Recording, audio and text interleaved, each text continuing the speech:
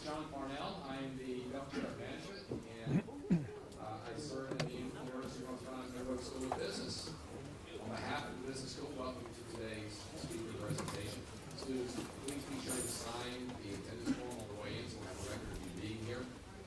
This event has been made possible by a grant of the Charles Koch Foundation, an organization dedicated to the preservation and expansion of free enterprise. Feel free to take a copy of the booklet that's available back there. It's entitled Career Opportunities. A lot of information about career planning and internships available through Koch and other organizations. I strongly encourage you to include your contact information on the I Want to Learn More form that's available back there as well. We don't sell your name to spammers or anything like that, but feel free to include that name if you'd like to have more information on this topic and some good opportunities available to you. Today I'm pleased to introduce and present Dr. Paige West. Dr. West is the BB&T Professor in Capitalism and Free Enterprise at Wake Forest University. He has taught undergraduate and graduate strategic management, entrepreneurship, international entrepreneurship, capitalism, free markets, and Shakespeare on management. I'm not sure exactly what that is. Maybe he'll tell us what that is. His experience includes teaching in London. He was there this past fall, in Vienna, and in Bordeaux. He has won awards for innovative teaching 3 times and has twice won an award for the most influential undergraduate business professor as determined by alumni at Wake Forest. He earned a BA in Economics at Hamilton College, an MBA at the Angus Tuck School of Business Administration at Dartmouth College, and a PhD in Strategic Management at the University of Colorado at Boulder. Prior to earning his PhD, he held positions in marketing and new business development for 17 years at consumer packaged goods companies, including General Mills and Celestial Seasonings, and consulted with Westinghouse and other technology companies.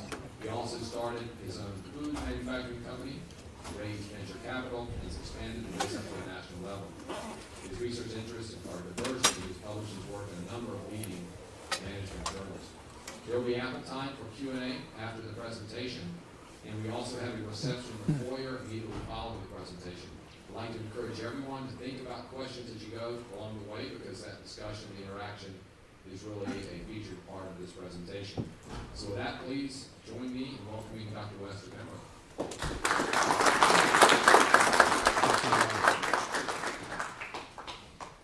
To be or not to, no, I'm not going to do Shakespeare on management.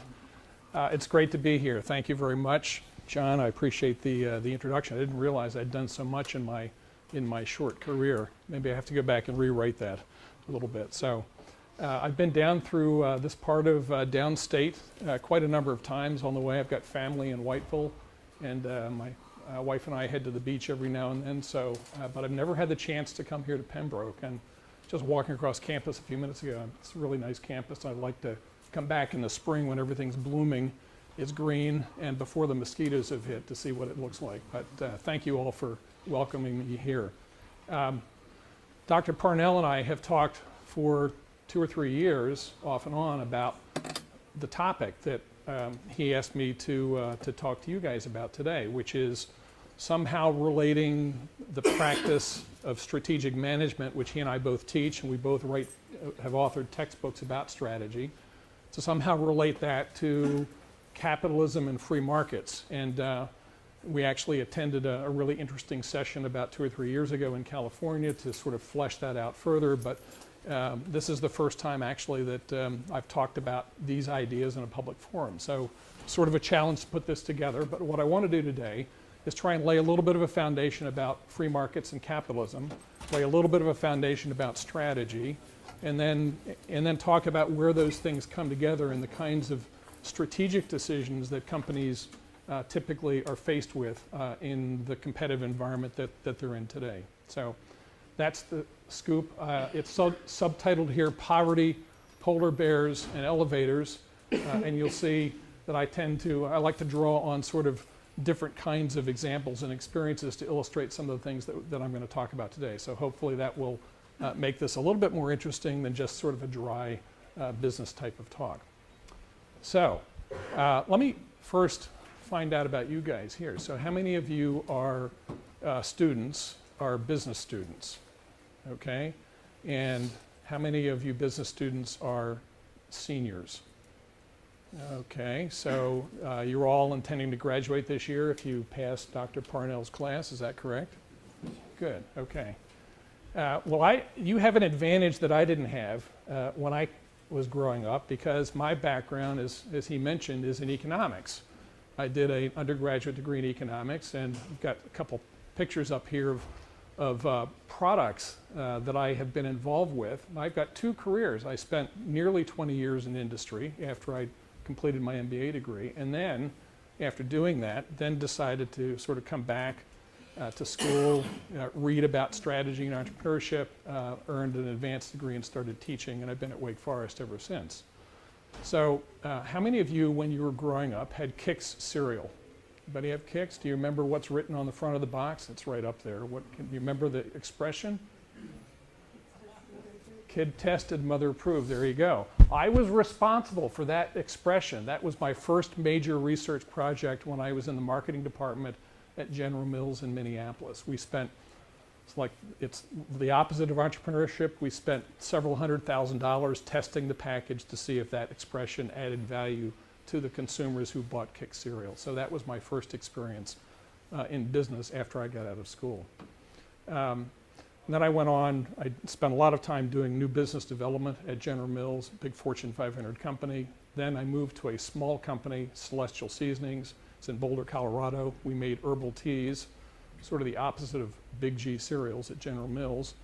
And it was a very small company, about $9 million in sales. Did that for a few years, and then we ended up selling the company to Kraft. And then a few years later, I started my own company, Championship Chili. You can see it down here on the bottom. Our chili recipe won the Texas State Chili Cook-Off, for any of you who are familiar with chili. And we bottled it and we sold it in supermarkets around the country. So a variety of experiences that I've had, from really large Fortune 500 company to a very small company, even to a very de novo startup situation where basically you have nothing but your own ideas and then you have to sort of figure it out from there. And so what this does is colored my view about what we teach in business schools, because I'm a very practical guy. I like drawing on examples and I like trying to relate the sort of the big ideas that we talk about in our business school classes to the reality of the marketplace. So the other thing that I would comment on before sort of beginning the formal part of the talk is that I didn't know what the heck I wanted to do when I was graduating from my college. I mean, what do you do with an economics degree? Where's Cliff? Is he here? Is he back there? He's back there. So Cliff, what do your students do with an economics degree? What to do with it? Well, it helps them to think critically.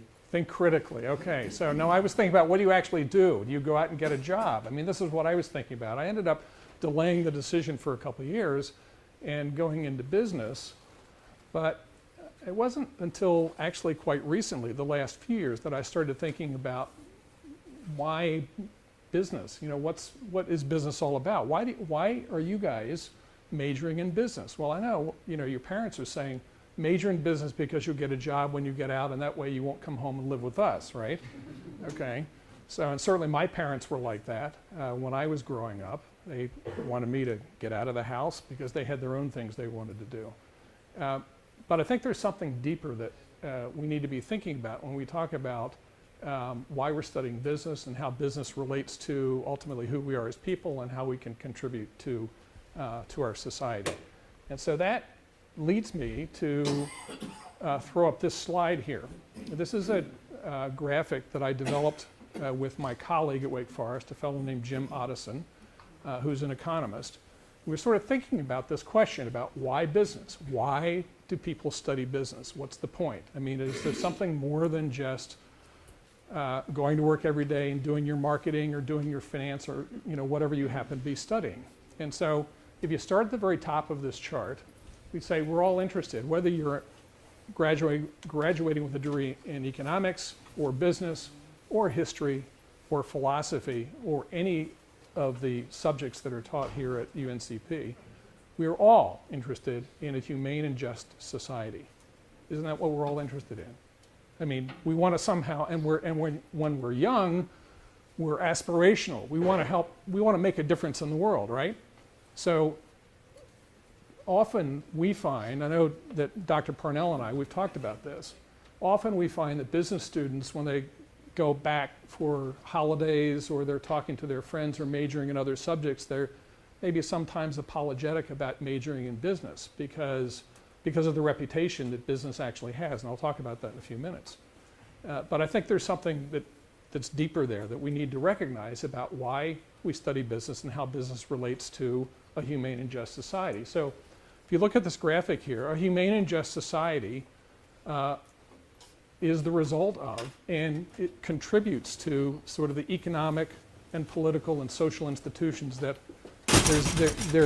there's a sort of a two-way relationship there, that a humane and just society is created by and enabled by those sorts of institutions, but it also has an impact on those institutions. And if you work the next level down, political and economic, and we don't say social institutions, but political, economic, and social institutions also enable and have an impact on how markets work, on how capitalism in the Western world works. Just as if you sort of look at the arrows here on the right side going up this way, the market economy has an impact on the kinds of economic and political institutions that are created. So come down one more level, and then we're talking about honorable business. Well, when I say not just business, but honorable business, we're talking about, organizations that create value for others, value that's appreciated in society. We're not talking about organizations that are trying to scam people, or rip people off, that sort of thing. We're talking about conducting business honorably, and that's a function in part of the people that go to work in these organizations who have purpose and want to contribute to society. So there's something there's this virtual relationship here that's very appealing when you sort of look at this. You guys graduating from UNCP this year or next year, you want to make a difference in the world, you're studying business, you're going to go to work and hopefully work in organizations that are conducting business honorably and creating value. That helps create a market system, helps to enable a market system, which also creates institutions that are positive for society and ramps all the way up to the very top, with the result that, by applying yourself productively and applying your values in these sorts of organizations, all the way ramping up to the top, you can help create a humane and just society. And this is sort of the thinking. It's a very brief version of the thinking that we've gone through up at Wake Forest, thinking about why do we have a business school there that's sort of about the same size as what you have here, with about 500 or 600 students in it. And we're asking of ourselves, why is it that students are taking business, or why should they be taking business? And we want to better understand that dynamic. So this chart, though, presents a couple different questions that are buried in there. And it's taken me a while to sort of figure these out for myself. The first question is, what is capitalism? And the second question is, what is strategy? How many of you are taking a strategy course or have taken one yet? Okay, so I see one hand. Okay, another hand. Are you a professor? No. Okay. Okay, so you look a little bit more senior than some of the other folks in the audience. Okay, so we've got two people. So it's a good question, because both these words are used all the time in everyday conversation. We hear about them in the media, but they actually have more precise definitions than what we commonly hear how these words are used. And so it's important, if we're going to talk about how these two things come together, to get a better understanding of what each of them is. So let me start with the first one, which is, what is capitalism? So here's a graphic on the left that describes characteristics of a system of capitalism. The foundation of capitalism are two really important dimensions. One is property rights, private property, and the other is the rule of law. If you're an individual trying to do something in an organization, unless you can own, in some sense, the intellectual property that you've developed, or own the process that you've developed, or own the products that you're creating, unless you have ownership of property in some sense, you really can't exercise freedom of choice, which is the third dimension there, in a way that can create value, unique value in the marketplace. But property rights depend on the rule of law. Property rights depend on institutions, typically government-sponsored, government-run institutions, that will protect property rights, that will defend your rights to your property if somebody comes along and tries to walk off with your property, or somebody tries to steal your intellectual property. So these two are at the foundation of a free market capitalist system. And then if those exist, then we've got freedom of choice, we have mobility of labor, we have an open market system where markets work and people are free to trade and make exchanges. We have a price system that is determined by the marketplace with the supply and demand factors going on, people engaging in that sort of exchange, and information is provided by prices. And of course, we have competition, which is what strategy is all about. We'll come to the competition in a bit. But these are sort of the characteristics that describe a system of capitalism. This is not the kind of description that you're going to hear in some of the electioneering that's going on in the country right now. You're just going to hear capitalism as a word that is synonymous with, depending on who you're talking about, bad or good, and people use the word and just assume that everybody knows exactly what they're talking about, and we really don't. So if all of these things are present in a system, then on the right side of this diagram, this is what they lead to. They lead to the ability for people to discover opportunity, to engage in innovation and entrepreneurship, to create new value, through those efforts, through seeing an opportunity and having the freedom of choice and access to finance and markets and information to pursue those opportunities through innovation and entrepreneurship, contributing to economic progress. Along the way, we would think if there's economic progress, we've got an improved standard of living, and people are happier as a consequence. That's back to that chart that I showed you before. Things that you do in the sphere of honorable business can ramp up and ultimately help create a humane and just society. So if this is what capitalism is all about, where does it come from? Where do all these ideas come from? So I'm showing a picture up here. It's a really interesting picture. Can you see what this is? The lighting is not too good here. But on the right, you have a king. And that king happens to be King John. Anybody remember the story of Robin Hood? How many of you have heard Robin Hood or seen the movie with? Okay, so King John was the king of England back in the early 1200s. And he was not a very nice king.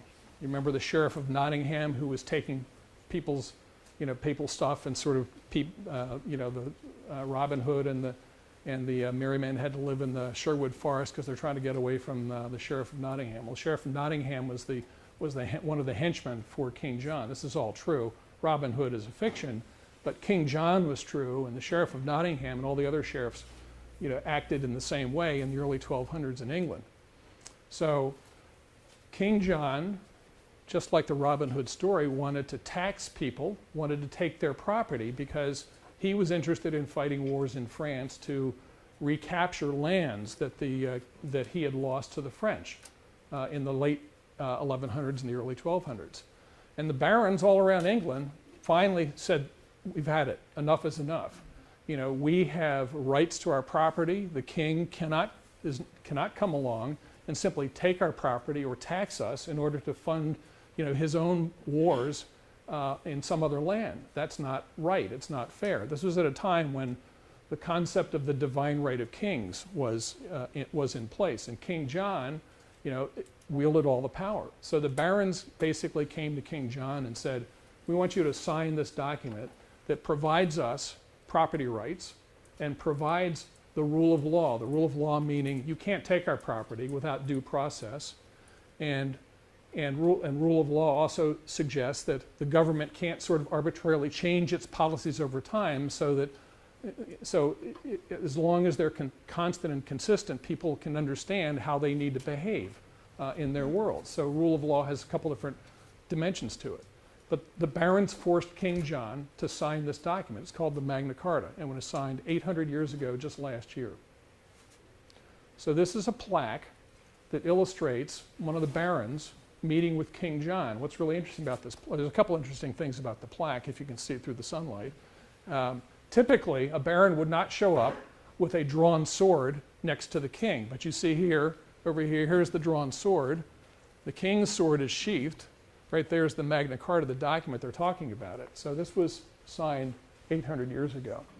This plaque appears on the front door of the Supreme Court building in Washington, D.C. It's one of several vignettes that have to do with our system of laws in the United States. So the actual Magna Carta document from 1215 was torn up, and others were created over the next 100 years or so. But this was the first time in the history of Western culture where there was an agreement that said there is a relationship between the rulers and the governed. There's a formal relationship, and the rulers don't have all the power. The people have power. They have rights to property. There should be a rule of law. There should be a process, where people can recover their property. In the Magna Carta, it talks about setting up a system of courts with 12 good knights and true. That's where our juries come from today. 12 people in the jury. All sorts of ideas emanated from the Magna Carta into what's called common law that ultimately became the basis for our legal system here in the United States. And that's why this panel is on the front of the Supreme Court building in Washington, D.C. There are all sorts of other influences, we might call them that lead us to be thinking about free markets and the freedom of individuals to act in free markets. So Magna Carta is the first that's up here, and there's all sorts of people who've thought very deeply about free markets. And I'm just mentioning a few here, some of my favorites. The second is John Locke, who wrote about the role of government in the late 1600s during another revolution or civil war in England. That was the Glorious Revolution. And Locke talked about, again, extolled the virtues of private property and talked about the role of government. The role of government is to protect private property. This was at a time in the late 1600s where, once again, the kings of England were trying to reassert the divine right, the divine rule right. And so this was at a time when one of the kings of England was tossed out. The new king and queen came in, William and Mary, and that ushered in a brand new era in which property and the role of government changed considerably. So we have Locke writing about private property and the role of government. Of course, many of you have probably read about Adam Smith, Wealth of Nations in 1776, who's really talking, I'm distilling all of Adam Smith's down into one phrase here, self-regulating markets. This is what Smith is all about. Self-interest, when we each individually pursue our own self-interest, we actually create a better result for the economy as a whole. So that's what Smith was writing about. Can't really see this, but in the 1800s, there's a series of Austrian economists who came along who started writing about evolutionary economics, where economic systems are based on individual actions, where the price system serves as a signal, where the government shouldn't be involved in intervening in these.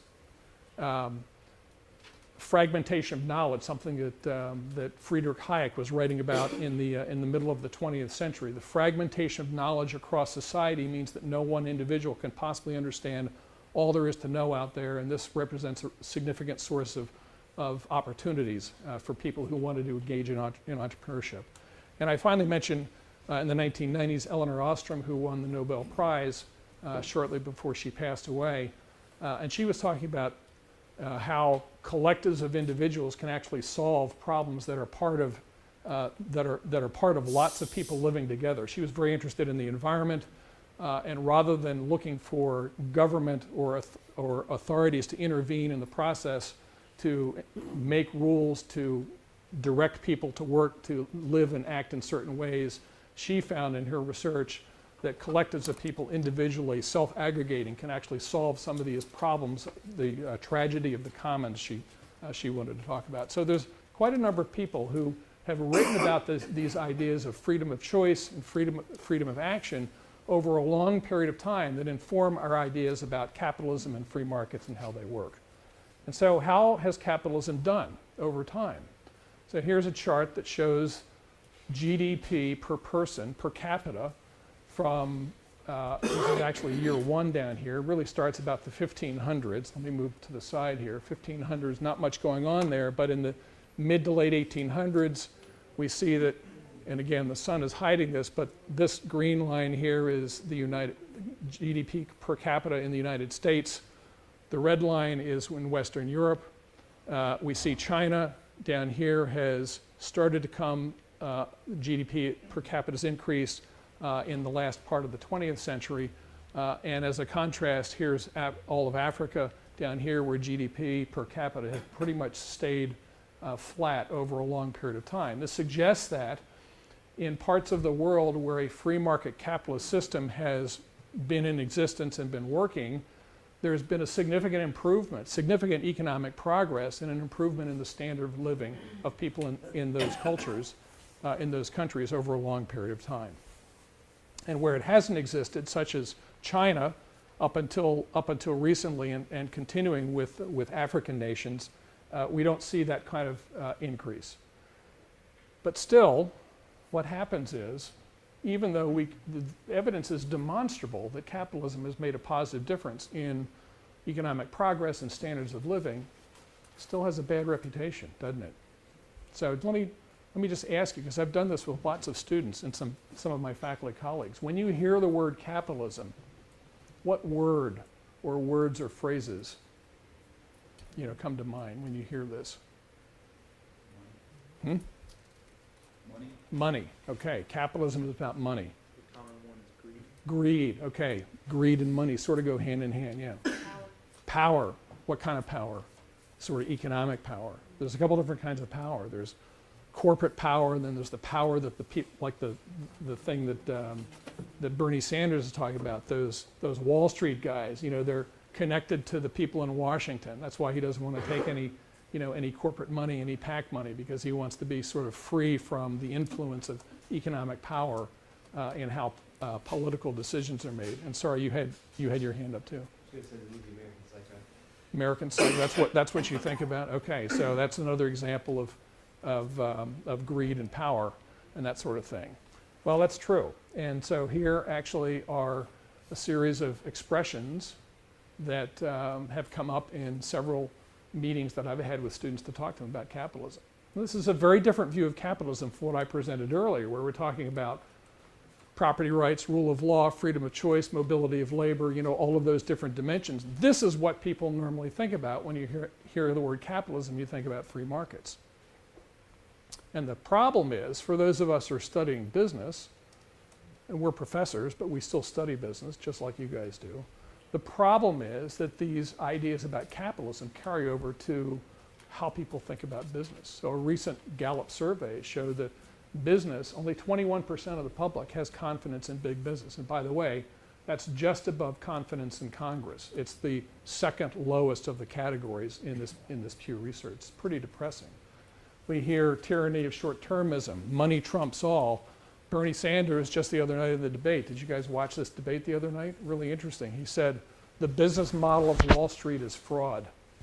Wow. Now, it's unclear to us who are watching this political thing going on whether that's just political rhetoric to get people to buy into the Bernie Sanders idea, or, if he fundamentally believes that the business of Wall Street is fraud, how many of you guys are studying finance or interested in finance? So I guess we need to be careful out there, right? Maybe Wall Street is not the place to go. And even Pope Francis, weighed in on this recently. He talked about the tyranny of markets. So this is sort of depressing stuff when we think about business and how business might contribute to society. If this is how people view business, it's sort of parallel to how people view capitalism. And so what this has created then is a new set of ideas that are sort of contrasting to the idea about freedom of choice and individualism, which comes out of capitalism. Now there's a whole series of people that weigh in on, well, what can be done to support the common good? So I mentioned a few of them here. There are many others that we could list here, but a few that are pretty powerful. One is John Stuart Mill, who was an economist in the 1800s, and he wrote about the greatest happiness principle, building off of this idea of utilitarianism. The greatest happiness principle is the principle where societies should put into place policies and practices that provide the greatest happiness for the greatest number of people. So what he was talking about is, even if some people are disadvantaged, even if some people experience some pain from some sort of initiative that's a public policy initiative, that's okay as long as this is consistent with providing the greatest happiness for the greatest number of people. And interestingly, his idea about, well, how do you decide what's the greatest happiness? He said, well, there should be a select small number of people who happen to be experienced in this thing that should make these sorts of decisions. I'll come back to that. Then we have Karl Marx. You guys have all heard about Marx, and if you actually read some of the campaign dialogue and rhetoric that's going on now, we're hearing more about Marx, although not mentioned in name. Marx believed that power came from the ownership of property, and power was used inappropriately in society, and so property should be taken away from people. The property should be owned by all people. That's the communist idea that's associated with Marx. Later on, when he wrote Das Kapital, he developed what's called the labor theory of value, which basically intones that everything that is produced in the world comes from labor, and therefore even this chair right here, although it's a hard thing, and the machinery that made this chair, that's different from labor because we have labor and capital, but even the capital that helped make this chair, the machinery was made by labor. So ultimately, everything in the world, whether it's a product or a service, was developed by labor, and so we ought to be valuing everything in the world based on the amount of labor that goes into a physical object or a service that's provided. So that's a quick version of the labor theory of value. And it sort of reorients our thinking about property and that sort of thing. In the early 20th century, of course, Keynesian economics came into vogue. Keynes wrote that governments have a positive role to play in how economies work, the market economy, if they intervene. Keynes's idea was that government spending can have a positive influence. Governments can, by their spending, they can create jobs, and they can overcome some of the boom and bust cycles that happen when a free market economy occurs. And then most recently, Richard Thaler and Cass Sunstein wrote about nudging, government policy that nudges individual behaviors. And these guys are actually advisors to President Obama and were some of the intellectual power behind the Affordable Care Act, nudging people to have health insurance, and they automatically need to enroll in health insurance in order to make that part of society rather than choose to take out some sort of policy. So these ideas about supporting the common good are part of our thinking now and really represent a contrast to these ideas about free markets. So when we talk about the common good, what we introduce into this diagram here is that we've got government regulation that's involved in impacting what happens in the free market economy. When we talk about regulating, we talk about decisions. How do regulations occur? Well, decisions have to be made about regulations. The first is that decisions are made by the few for the many. This builds off of John Stuart Mill's idea about the greatest happiness principle. There's a few people, who ended up making a decision, and as long as that benefits more people than it hurts, then that's the greatest happiness principle. And the idea behind this is that this small number of people know better than we do what's good for us.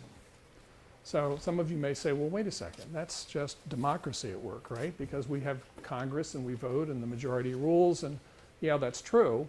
But what happens is, if you look at a lot of the legislation that is passed, either in the state law or federal law, there are general guidelines that are passed, and then the implementation of those guidelines go off to committees and new agencies and agencies that are created specifically to flesh out what the law actually means. So we see example after example of this, and so we now have one of the reasons the federal government is the largest employer in the United States today, that we have huge agencies, federal government agencies, rife with people who are making practical decisions about day-to-day ideas.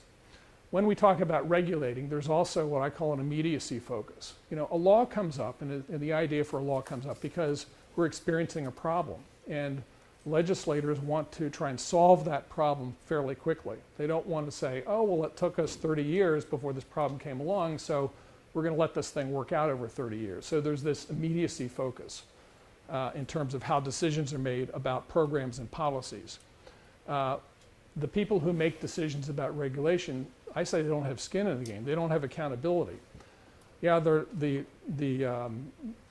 legislators who pass the laws, you know, are responsible to their constituencies, but in the end, the people who are behind the scenes in the agencies making all the specific rules up in terms of how law is going to work, they're not responsible to a constituency.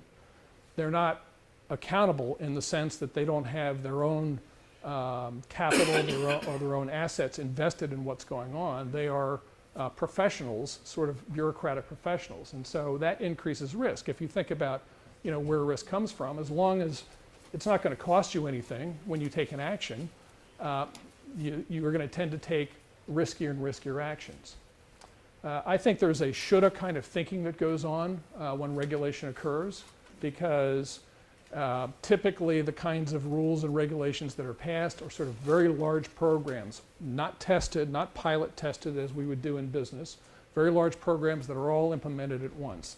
And the idea is that, well, we should do this in order to solve this problem that has cropped up. And I'm going to contrast this with decision making from a strategy point of view in a second.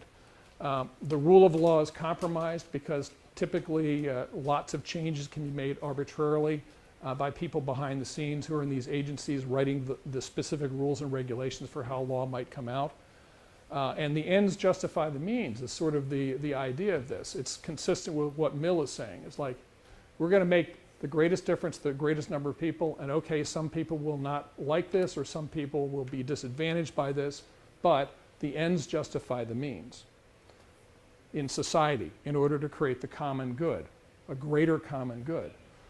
And I would challenge any of you to go back to your parents and say, you know, I've got a new philosophy that's going to guide my life, which is that it doesn't matter, you know, what actions I take, what happens to others based on the actions I take, but the ends justify the means. That's why I say this is sort of a morally bankrupt philosophy.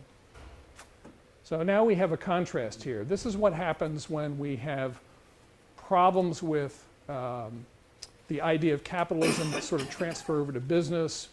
The idea is that these things need to be regulated. Regulation involves this sort of decision making, and this is very different from how decisions are made in a business strategy context. So business strategy is, first point up there, business strategy, for those who have not yet taken strategy, is about coherence above all. First of all, when you create your strategy for your business organization, you want everything inside the company to be consistent. So if you are running Amazon, you want to make sure that let's take a different example. Walmart, everybody's familiar with Walmart. Every aspect of what happens in Walmart is going to be consistent with the strategy that internally consistent with the strategy that Walmart has of producing low-cost merchandise so they can charge the lowest prices in the marketplace. So everything they do, their purchasing, their operations, their finance. You go to Walmart's headquarters and it is like battleship grade down there. It's a very Spartan environment at Walmart's headquarters. So even at the corporate headquarters, they have a low-cost orientation. Everything they do internally is internally consistent with this mantra of going for low cost. Now, if you contrast that with some other companies that say, well, yeah, we want to own a low-cost position, but then they have corporate jets and they have really, spacious, well-appointed headquarters, and they don't have purchasing practices that allow them access to some of the low-cost material. That's different, and it's going to produce a different result. My daughter works at Saks Fifth Avenue up in Washington, D.C. Saks Fifth Avenue, the other spectrum of the retailing scene, luxury retailing. Everything Saks Fifth Avenue does internally is consistent with luxury retailing, every aspect of what they do. So strategy is first about creating this internal coherence where every it's like an engine that's been tuned. Every cylinder in the engine, it's firing. They're firing, the timing is right, everything's firing perfectly. But there's also external coherence, and this is where strategy is about meeting the marketplace. Because none of the things that a Walmart or a Saks Fifth Avenue or an Amazon can do will make sense unless that coherent approach internally makes sense in the context of where the market is, the competitive market is, and how it's evolving over time. So there has to be this external coherence. And as we know, markets are dynamic, they're changing, new competition is coming in, new global competition, new technology is making it possible for smaller companies to compete with larger companies. The market is changing constantly. It's evolving all the time. So strategy has to evolve all the time as well in terms of its coherence with what's going on in the marketplace. People who make strategy decisions use facts and evidence, and they develop their theories about the way things work. They want to start small. You will seldom find a company that initiates a makes a strategic initiative that is full-blown, nationwide or global strategic initiative. They will start small, they'll pilot test something, they'll assemble facts and evidence, they'll read it, they'll learn from whether it worked, whether they need to change some things about it, and then after they've determined how this new initiative can actually work on a small scale, then they'll start to grow it, they'll start to amplify it to a larger and larger territory, to a global approach. That's very different from what tends to happen in the regulatory environment. So strategists use evidence, they build theory for how things work, they start small, and they grow larger over time with their new initiatives. And as a consequence, they do the next two things there. They can balance the short-term performance with the long-term needs of the organization, and they can appropriately manage the risk and uncertainty. Anytime you do something new, whether it's create a new cereal, or create a new chair, or create a new retail store, there is uncertainty that's involved in that. And where there's uncertainty, there's risk. So strategists, in order to balance the short term and the long term, and to manage risk and to make sure that the organization is going to evolve successfully over time, strategists need to manage that risk. And at the same time, they represent all sorts of stakeholders. So there are a couple different theories about this, but of course, no company can do what it does without taking into account its suppliers, its customers, its employees, the community in which it lives, that sort of thing. So strategists are always making decisions in the context of a really broad group of stakeholders. Now, along the bottom here, I've got a couple examples of successful companies and a couple examples of companies that don't exist any longer because they didn't do these things. So think about Blockbuster. When you guys were kids, your parents went down to the Blockbuster store. Let's see, you're about 20, right? So yeah, so maybe when you were 5 or 6, right? So about 2000, Blockbuster was going Blockbuster, right? You go down and rent videos for Friday night. It doesn't exist any longer. Circuit City, driven out of business. I mean, because these companies didn't do these things very well. They just lost touch with the marketplace. They didn't have internal coherence. They didn't manage their risk appropriately, and they went away.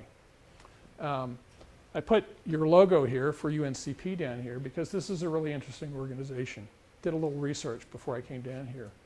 How long has UNCP been around? How many of you guys know this? 1887, that's right. She gets an A. Okay. So you're approaching your 130th anniversary here for this campus. This is a remarkable institution with a wonderful history. It's successful because it's done all of these things as an organization.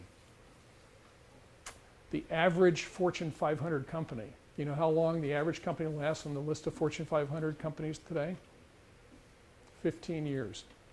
Back in the middle of the 20th century, the average company lasted 50 years on the Fortune 500. Today, it's 15. Companies come and go. Organizations come and go. It's to your credit for your faculty and your administration here that UNCP has come and it's stayed here and it's prospering, and I understand you've got a lot of interesting stuff going on coming forward. So that's a great organization. Okay, so what happens here? I've talked about a couple different things. I've talked about the difference between freedom to choose, in a free market economy and the common good orientation that inspires regulation in order to achieve the common good, where regulators are trying to affect how markets work in order to precipitate certain values, certain common goods in the marketplace. And so what happens is that these two areas of political economic institutions and honorable business are often at odds with each other, because where political and economic institutions try to regulate, they impact markets and make them less free, which reduces the ability of organizations to work as they would want to in a free market economy. And it interferes with this whole process that, again, should ramp up to a humane and just society. So what's been set up with these two different very contrasting points of view is something that we see over and over again when we make decisions about strategy, okay?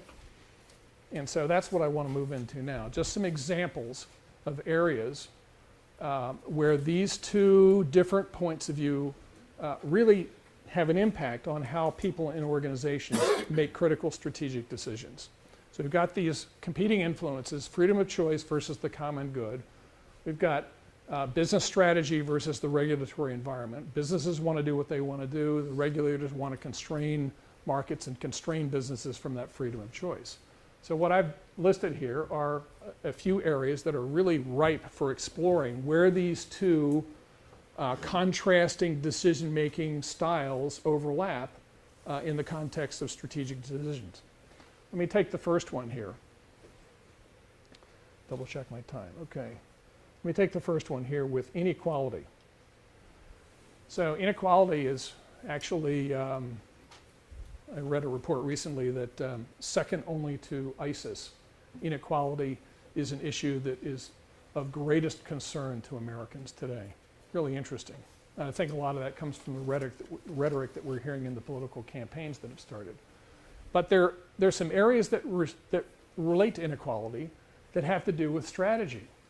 How you compensate your senior executives compared to the wages that people in the organization are paid. So we've seen this contrast. Today, the average salary of senior executives is 300 times what the average wage is in American public corporations.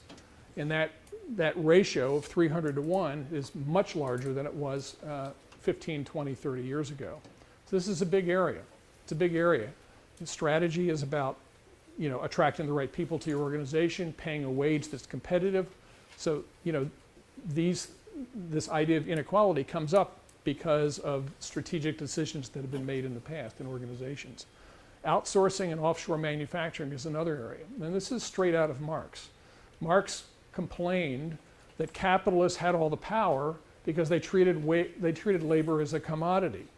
And labor could be treated as a commodity because if I didn't want to hire these guys here, I had all the people over here who were willing to step in and do the job in my manufacturing plant. So as a commodity, there was labor was treated as a commodity pricing idea. So this is true today. One of the big complaints about how inequality has been created in the United States is because we live in a global environment, and it's so much easier now to identify, establish a relationship with, and transact business with an offshore manufacturer, say in the Far East, where labor is getting paid $2 or $3 a day. That diminishes the need to pay labor here in the United States. And so we outsource jobs to foreign countries. We've lost our manufacturing base. We've got labor that is paying the price here. A lot of people in the recession were unemployed. When they came back into employment, they didn't come back into these sort of full-fledged manufacturing jobs. There's a lot of part-time work that's going on out there, and a lot of it is lower paid wages than existed before. On the other hand, you have market forces. We've got American companies that are competing globally with other companies that are doing the same thing. So there's a little bit of a prisoner's dilemma thing. If we don't take the step with American companies to manufacture offshore, then we will be at a competitive disadvantage in terms of our cost structure with companies with whom we compete. We won't be able to compete as effectively. Same thing about attracting top talent to run the companies to begin with. We need to have the right people in the C-suite in order to run the organization. And so just like basketball players and baseball players and football players, prices for top talent get bid up out there in order to attract the right talent. There's a transparency issue as well. Transparency, a lot of the inequality argument comes from the fact that what organizations do is not very transparent. But as long as there is transparency and organizations are revealing what they do, this should be less of an issue. But let me, one of the issues here, I said, we want to try and examine some of these things from the standpoint of theory and facts. So one of the questions is, I've just mentioned a couple theoretical bases for why these dimensions are important here, but let's talk about the facts. Does inequality really exist in the United States? Well, or around the world? So here is a chart that shows that over the last roughly 40 years, poverty levels have actually decreased around the world. In fact, most recently, the United Nations is revising their ideas about the millennial goals to reduce poverty because there's been so much progress made at the bottom of the pyramid in elevating people around the world above wages of $1.25 a day and $2.50 a day. So around the world, poverty has declined. In the United States, this is a long view, but if you look at the accomplishments of free markets and what's happened in the United States, just look at any of these dimensions over the last 140 years. In 1870, life expectancy was 44 and people worked until they died. And the average number of hours they worked was over 3,000 hours. And they spent 61% of their time working. That was simply 140 years ago. Today, the average lifespan is 78. People retire at 63. The average year, they only work about 1,500 hours. And they have plenty of time for leisure because they're only spending 28% of their time working. So quality of life, standard of living has increased. This suggests that inequality has changed considerably over that period of time. It's far less a problem than it used to be. More importantly, you say, well, let's look at the last few years. This is data from the US Treasury that shows, and this is sort of complicated, but let me point this out. On the left column there, we have where people were in their reported income in 1995. That's here, the lowest 20% to the highest 20%. And across the top, we have where they are 10 years later in 2005. What it shows is that 58% of the people who were in the lowest quintile in 1996 have moved up to higher quintiles of income. And the same thing is true for the second, third, and fourth quintiles. People who were in these quintiles, 33%, 50% were here, and they've moved up over time. And what's equally as important is look at the last column here. In 2005, in 1996, people in the highest quintile, only 69% of them 10 years later are still in that quintile. We have mobility across income spectrums over time in the United States. So it's one thing to say, oh, inequality is very bad, looking at things at a particular point in time. Inequality may be high at a particular period because, gosh, people like you are graduating from college and getting jobs, and what's your starting salary going to be? Or we've got folks moving into this country who are immigrating here, and they're getting jobs, they're getting paid, but they're not getting paid very much. So we have an influx of new people who are coming into the lowest quintiles, but ultimately this data suggests that a high percentage of people in any income level will be able to move up in income over time. And more recent data, I just looked at this a couple days ago, 2015 data from the Treasury suggests that the same dynamic is going on today, even after the recession during the last 5 or 6 years. So let's take Walmart as an example, a specific company example to illustrate this inequality issue. A lot of people criticize Walmart. I think Walmart is a phenomenal company.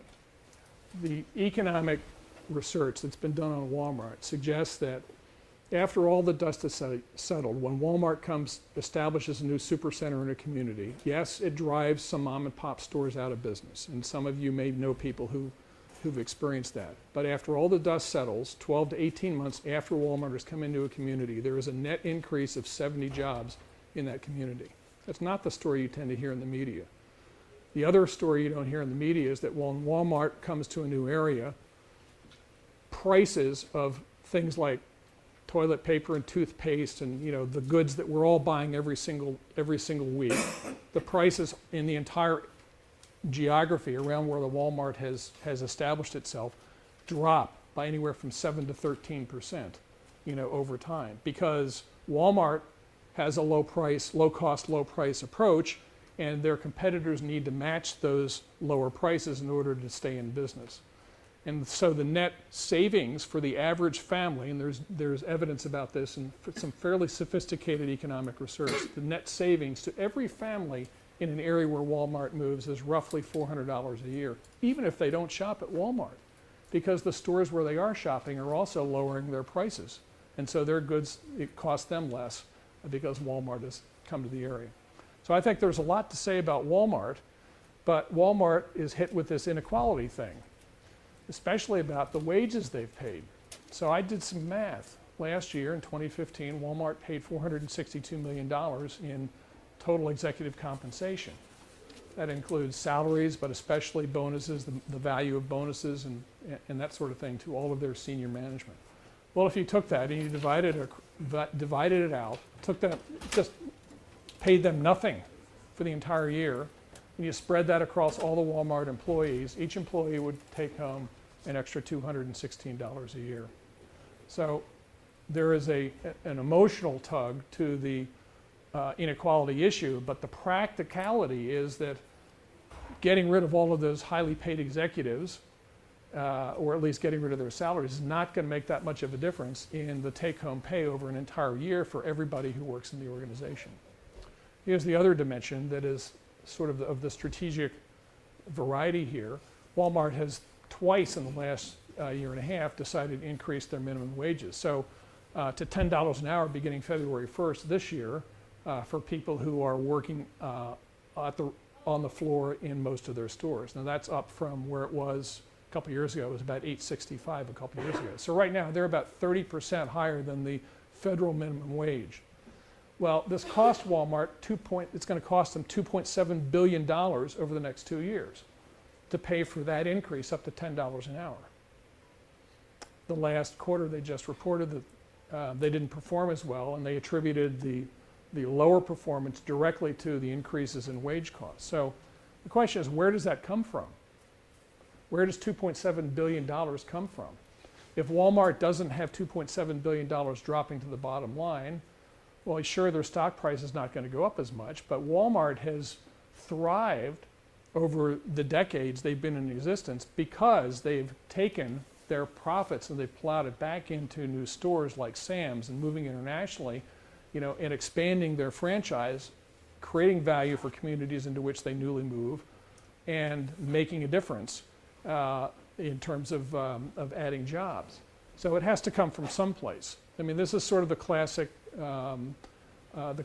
argument that, oh, well, if we pay workers a higher wage, we're basically going to take money out of the capitalist pocket and move it into the wage earners. And to an extent that's true, but there are also significant strategic effects for that kind of transfer from top management to workers.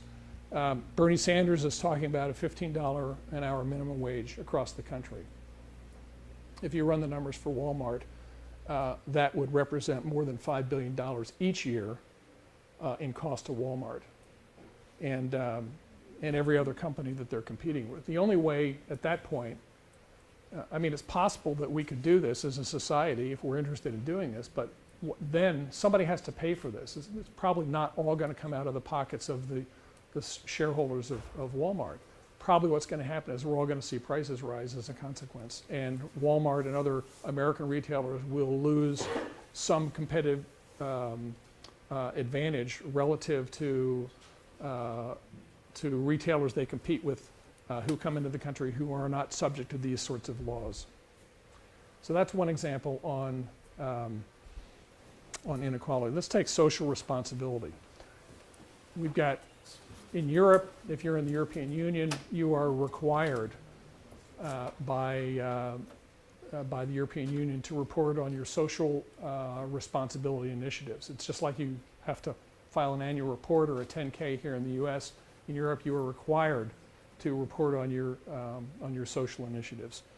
We're sort of moving that direction here in the US, but it's not yet required, and yet if you look at every corporation, major corporation in the US, they always provide some sort of social report or sustainability report at the end of every year. But there's an issue here about, first, whether and of course there's social significant, although there's not economic institutional pressure and political institutional pressure on companies to do it. There's this incredible social pressure on companies to engage in socially responsive behavior and make investments in socially responsible initiatives.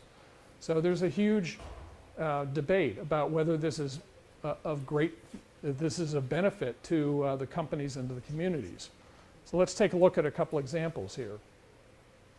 So here's Coca-Cola, for example. One of their major socially responsible initiatives over the last few years has been a deal they've done with the World Wildlife Federation in support of the polar bears. And of course, that sort of carries over to their ads, especially at Christmas time. We see Coca-Cola, the polar bears drinking the Cokes and all that sort of, it's really cute, it's fun, right? But, Coke is being socially responsible because they're investing in, they're helping the World Wildlife Foundation in this issue that's come up. And here's something from the Center for Biological Diversity, March 1st, 2013. Appeals Court upholds the Endangered Species Act. Today's decision is the latest legal confirmation of the indisputable science on the very real threats that polar bears face. They say polar bears will be extinct by 2050. So the thinking about this is that, well, all these companies are engaging in activities that, have an effect on climate. So we've got climate change going on. The polar ice caps are melting.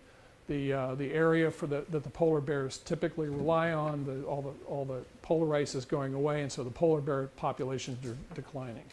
So this is, Coke's sort of piggybacking on all of this and this great concern that we have for the cute little polar bears that we see pictures of. Well, what are the facts? Actually, the polar bear population's increased significantly since 50 years ago. And the latest data from a multi-nation consortium of scientists that are looking at polar bear populations is that, the polar bear population is around 25,000 polar bears, has been that way for the last 10 or 15 years, isn't going anyplace. And so you sort of wonder where some of this is coming from, the arguments to be socially responsible related at least to this. So here's what happens. When you talk about corporate social responsibility, you have companies that feel like they need to respond to public pressure, so they do something, anything, especially spend money on, make investments in things that happen to be really salient to the media consuming public today. These are quite often not tied to strategy.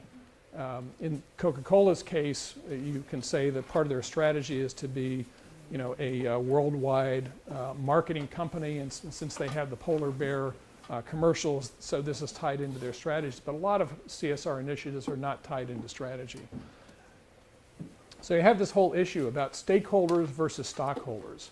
Milton Friedman in 1970 wrote an article in the New York Times that said that the social responsibility of businesses to earn profits. That's it. They should not engage in any other activity that does not directly affect the business and ultimately produce a return to the investors in that company. If you sort of think through objectively, what he's saying there is that, well, yeah, companies have basically taken money from shareholders. Shareholders invest in companies because those investments are made because they think what the company's doing in terms of his business is productive and they'll earn a return on that. But then for whatever reason, because of community and social pressure, companies go off and start to spend money in other areas that have little to do or nothing to do with the business itself. I mean, there are different kinds of socially responsible initiatives. Some of them, like the polar bear idea, is somewhat tied in, but there are a lot of just simply philanthropic ideas that organizations invest in that really have nothing to do with the business. It makes everybody feel better in the community, but it has nothing to do with the business. And Friedman's idea was individuals, could simply take those dollars that the company is spending and invest them themselves in whatever philanthropic organizations they'd like to invest in or give to, rather than doing it through their corporations. So these are issues. This is another example of an issue. All of you will ultimately run organizations, and whether you become a president or a CEO of a large organization or a small organization, you will confront this issue, I guarantee it. Surely as you're sitting here right now, you will be asked, what do you think about our company investing in this sort of initiative? And so you need to be thinking carefully about, does this make sense? Is it something that furthers the interests of investors in the company? Or is it something that is pure marketing and we're just going to do it because it's good marketing? Or does it have nothing at all to do with either marketing or the interests of investors, just something we're going to do? It's a big decision for many companies.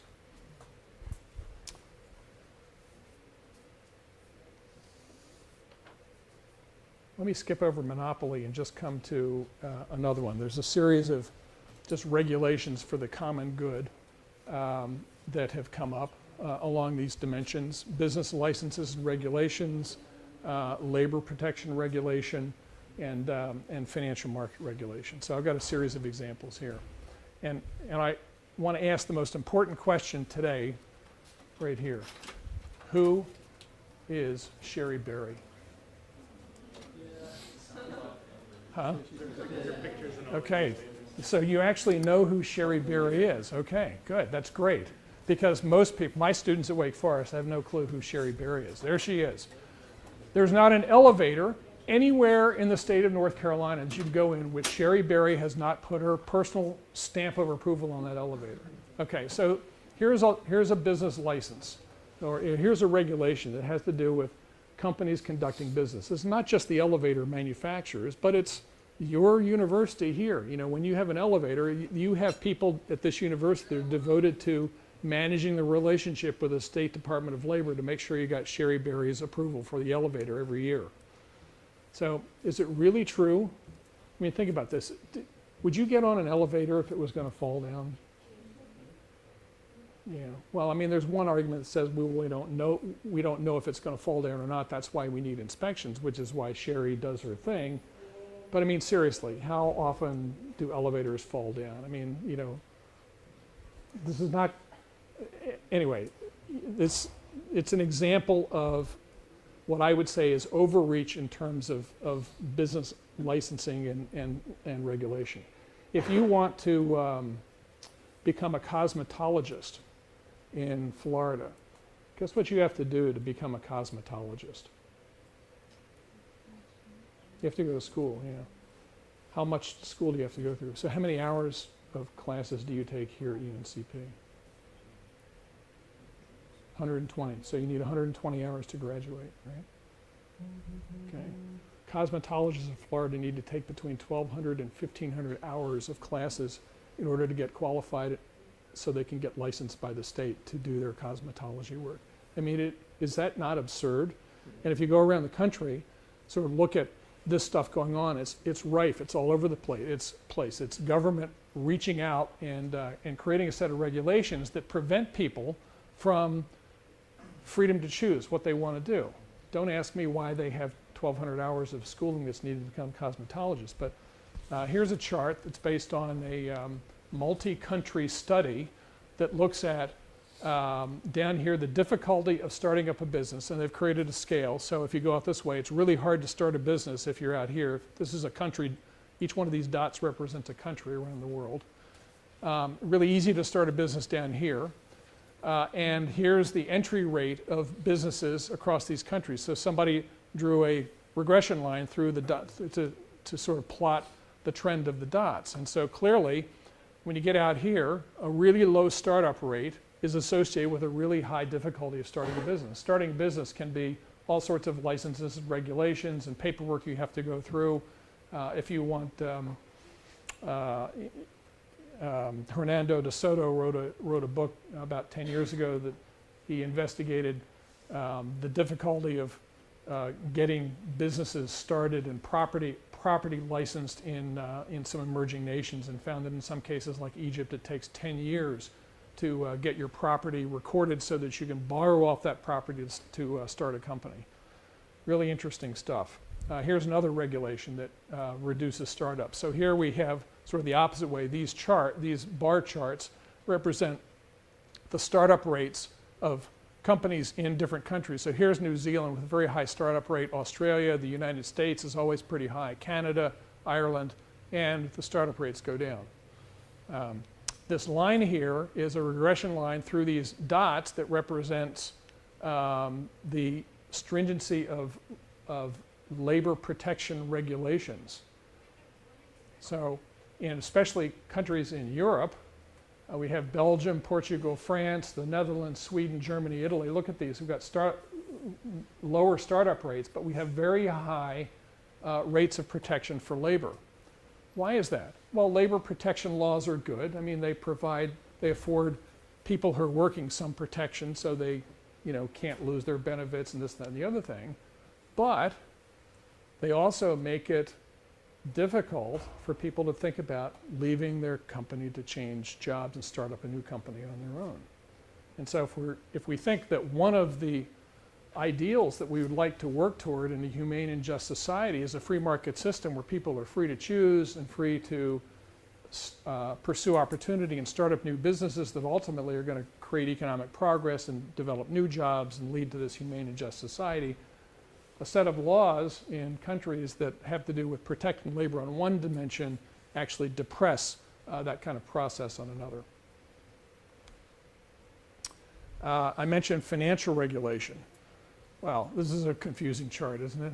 I mean, no one should ever put a chart up like this in a presentation, but let me show. This is a graphic representation of what happened with the Dodd-Frank bill that was passed in 2010 as a consequence of trying to regulate financial markets after the financial crisis in 2008 and 9.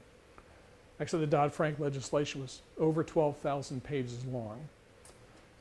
And as I said earlier, what happened was Congress passed this massive bill. I mean, literally the thing is this big. And they sent it off to a bunch of agencies to write all the rules for how the general prescriptions in the legislation were to be implemented. So we have, in fact, some of these, we're almost 6 years after the bill was passed, and some of these federal agencies are still writing the rules for how companies ought to conduct their business as a consequence of this. So here we have, these were the old organizations that existed, control of the currency, state regulatory authorities. Then they have new organizations that were created, the Financial Stability Oversight Council, which has relationships with the SEC, the Commodity Future Trading Center, the Office of Controller, the Fed, Office of Financial Research is a new one that's being created, and the Bureau of Consumer Financial Protection has been newly created. You see how complicated this is. You think about the unintended consequences of somebody like over here in this new agency that's been created, creating a rule saying that having to do, for example, with mortgage lending, that affects banks and brokers and commercial lenders and all that sort of thing. These folks write a rule, and there are unintended consequences all through the system that can't be anticipated because you've got so much complexity going on right here. It's really quite shocking what's happened here. So, too big to fail. The whole idea of Dodd-Frank, I mean, one of the central ideas was we've got these small number of really large banks that are controlling so much of the economic activity in our country, and we need to make sure that, and our country was at risk because these banks were so large that we couldn't afford to have them fail. So the whole idea of Dodd-Frank was to start regulating these banks to make sure that they wouldn't be too big to fail. Well, guess what? Here are the top four. They're larger now than they were a few years ago. And they're, as then, these banks are afforded significant protection from the federal government. So when you're insulated, or when you're protected by another organization, you on your own, you would tend to take riskier and risky moves. It's sort of natural. You know, if somebody's going to backstop you, you go, well, I can take a risk here because I'm backstopped. And so that has led to additional regulations and whatnot of the banks, because they're riskier now than they ever were before. Our friend John Allison, who was the former CEO of BB&T Bank, says that at BB&T, headquartered up in Winston-Salem, for every individual working at the bank, at the headquarters, who actually does bank business, they have at least another individual there who does reporting work in respect of the financial regulations, to make sure they are conforming to all of the stuff that goes on. So roughly half the employment in the banking industry has to do with managing the regulatory effort here. Okay, so the last point I want to make about this intersection between strategy and financial and free markets is, you know, again, one of the things that we're all interested in is this humane and just society, and how we get there is through economic progress and economic growth. And of course, job creation, you know, growing GDP, all of these things happen when companies are allowed to start up, or allowed to grow, they're enabled to expand. They do that because they do something really well in the marketplace. And this is at the heart of strategy. A company succeeds because it does something uniquely well in the marketplace that other companies can't do. And so Dr. Parnell and I would say, well, there are certain conditions that sort of describe companies that are in that position. These 4 conditions up here: they do something that's really valuable, they do something that's rare that no other company is doing. And we can think about companies that fit this rubric. What they do can't be imitated at all, or can't be imitated very easily. And whatever it is they do you can't buy it in the marketplace, or you can't trade for it. You can't, you know, go to some other company and pick up whatever that capability is and bring it over and put it in your company. It's complicated stuff. So, you guys, business students, if you thought about a business, what aspect of the business is described by something that the business is or does that's valuable, rare, can't be imitated, and can't be traded for or substituted for? So what would that be? What characteristics of an organization does this describe? Something in sort of practical terms. If I think about Coca-Cola as an example, you know, a lot of people like to talk about Coca-Cola's recipe, and the recipe's locked in a secret vault in Atlanta, and, you know, nobody has you need 2 keys to get in there, and, you know, all of that sort of, you know, you could take Coca-Cola's recipe and you could reproduce that product very easily. The product, there's nothing about the product that can't be imitated. So what is it about that makes a company successful that can't be imitated? It's brand. Okay, so the brand, where does the brand come? The brand is the reputation. Where does that come from? It's like intellectual property, right? It's like Microsoft and their software, or what, you know, WhatsApp or Google are doing, you know, behind the scenes in the software, the code they're writing, the intellectual property that develops out of that. And where does that come from? It comes from smart people. Most competitive advantage today, in an era where it's very easy to knock physical products off, but most competitive advantage today comes from knowledge work that's done.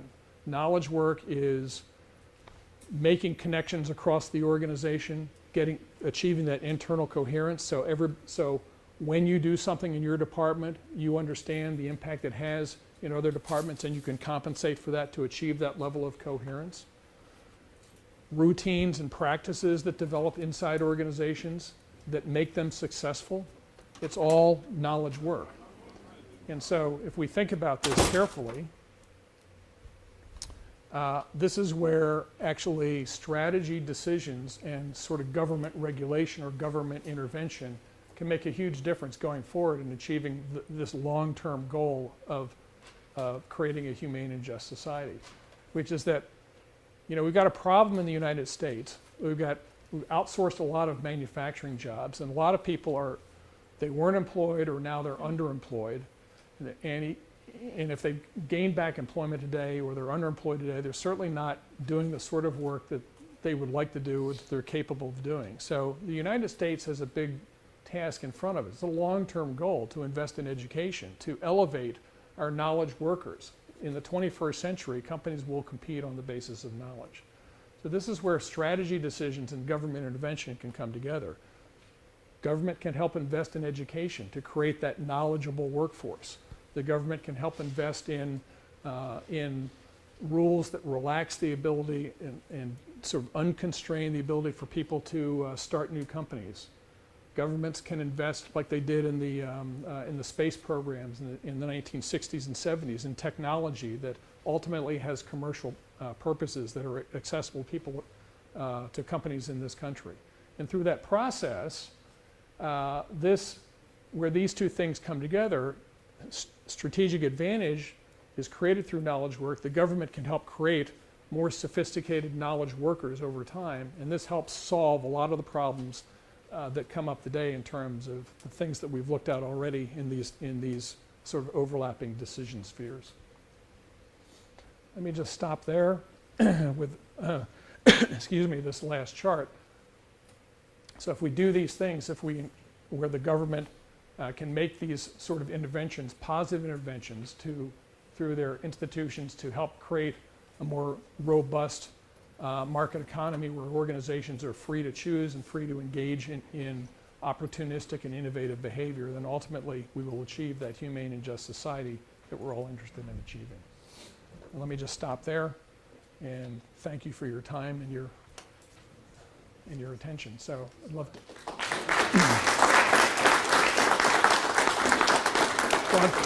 I've gone through a lot of material. I'm happy to take some questions if anybody